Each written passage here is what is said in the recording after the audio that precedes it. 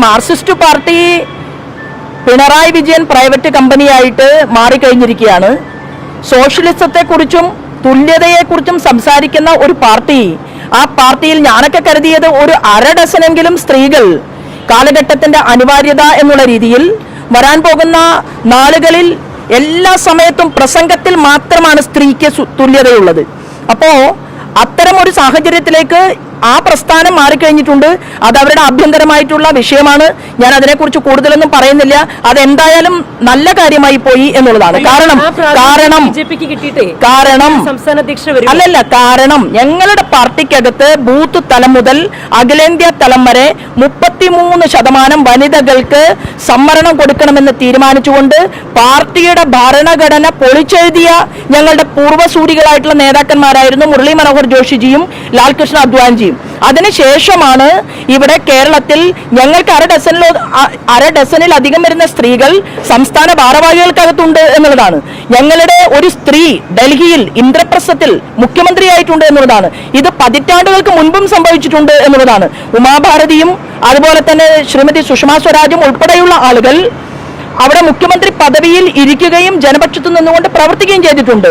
ഏറ്റവും പ്രഗത്ഭമായിട്ടുള്ള കേന്ദ്രത്തിലെ പ്രഗത്ഭമായിട്ടുള്ള ഒരു വകുപ്പ് തന്നെ കൈകാര്യം ചെയ്യുന്നത് ശ്രീമതി നിർമ്മലാ സീതാരാമനാണ്. അപ്പോൾ ഭാരതീയ ജനതാ പാർട്ടി ഞങ്ങൾ വളരെ കൃത്യമായി തന്നെ സ്ത്രീകളെ കൂടുതൽ പ്രസ്ഥാനത്തിനകത്തേക്ക് കൊണ്ടുവരുന്നുണ്ട്.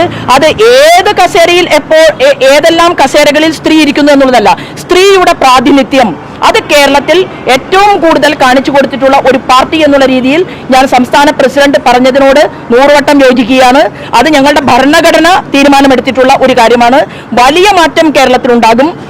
മാർക്സിസ്റ്റ് പാർട്ടിക്കകത്തു നിന്ന് അവരുടെ തന്നെ ആളുകളുടെ വോട്ടുകൾ നേടിക്കൊണ്ട് കഴിഞ്ഞ പാർലമെന്റ് തെരഞ്ഞെടുപ്പിൽ 20%-ലധികം വോട്ട് ഭാരതീയ ജനതാ പാർട്ടിക്ക് കിട്ടിയിട്ടുണ്ടെങ്കിൽ വരാൻ പോകുന്ന നാളുകളിൽ ഈ സ്ത്രീകൾക്കെതിരായിട്ടുള്ള ഒരു പ്രതിധ്വനി മാർക്സിസ്റ്റ് പാർട്ടിയുടെ സംസ്ഥാന സമ്മേളനത്തിൽ നിന്ന് നമുക്കെല്ലാം കാണാൻ സാധിച്ചതുകൊണ്ട് തന്നെ അതിന്റെ ഒരു റിഫ്ലക്ഷൻ വരാൻ പോകുന്ന പ്രാദേശിക തെരഞ്ഞെടുപ്പിലും അസംബ്ലി തെരഞ്ഞെടുപ്പിലും ഉണ്ടാകും. സ്ത്രീയുടെ തുല്യത എന്ന് പറയുന്നത് അത് ഈ തട്ടുപൊളിപ്പൻ പരിപാടി കൊണ്ട് അവസാനിക്കും എന്നൊന്നും ഞങ്ങൾ ആരും കരുതുന്നില്ല. അല്ല, നോക്കൂ, ഇപ്പോ നിങ്ങൾ ഈ ചോദ്യം ചോദിക്കുന്നതിന്റെ ഉദ്ദേശശുദ്ധി മനസ്സിലാകാതെയല്ല ഞാൻ നിൽക്കുന്നത്. അത് കൃത്യമായിട്ട് അഖിലേന്ത്യാ തലത്തിൽ നിന്ന് ആരായിരിക്കും എപ്പോഴായിരിക്കും പ്രസിഡന്റ് എന്നതിനെ കുറിച്ചുള്ള പ്രഖ്യാപനം ഉണ്ടാകും. അതുവരെ ഇത്രയധികം ടെൻഷൻ അടിക്കേണ്ട. നമ്മൾ എല്ലാവരും ചേർന്ന് നിങ്ങൾ തീരുമാനമെടുത്താൽ, ഞാൻ എപ്പോഴും പറയാറുണ്ട്, മാധ്യമ സുഹൃത്തുക്കള് ഇവിടെ കത്തി കണ്ടുപിടിക്കാൻ പോയ ആളുകളാണ്.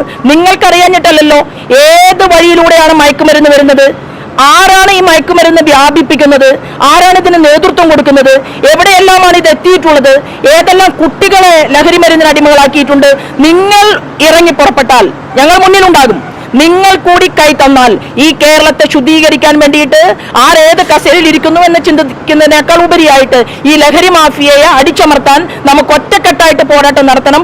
അതായിരിക്കണം ഒന്നാമത്തെ കാര്യം എന്നാണ് എനിക്കിപ്പോ തോന്നുന്നത്. പത്മകുമാറിനെ പാർട്ടിയിലേക്ക് ക്ഷണിക്കുമോ? അല്ല, നോക്കൂ, ഞങ്ങളെ സംബന്ധിച്ച് ഭാരതീയ ജനതാ പാർട്ടിയിലേക്ക് ഒരുപാട് ആളുകൾ കടന്നു വന്നുകൊണ്ടിരിക്കുകയാണ്. കഴിഞ്ഞ ദിവസം ആലപ്പുഴയില് കോൺഗ്രസിന്റെ 3 മണ്ഡലം തലത്തിലുള്ള നേതാക്കന്മാർക്ക് ഷാലിട്ട് മെമ്പർഷിപ്പ് കൊടുത്തിട്ടാണ് ഞാൻ ഈ പരിപാടിയിലേക്ക് വരുന്നത്. മാർക്സിസ്റ്റ് പാർട്ടിയിൽ നിന്നും കോൺഗ്രസിൽ നിന്നും എല്ലാ പ്രസ്ഥാനങ്ങളിൽ നിന്നും ആളുകൾ, കേരളത്തിന്റെ ഭാവിയെക്കുറിച്ച് ചിന്തിക്കുന്ന ആളുകൾ BJPയിലേക്ക് വരുന്നതിന് ഒരു തടസ്സവുമില്ല. പക്ഷേ അവരുടെ കീഴ്വഴക്കങ്ങളും അവരുടെ ചിന്താഗതികളിലും മാറ്റമുണ്ടാകും എന്ന് മാത്രമേ ഉള്ളൂ.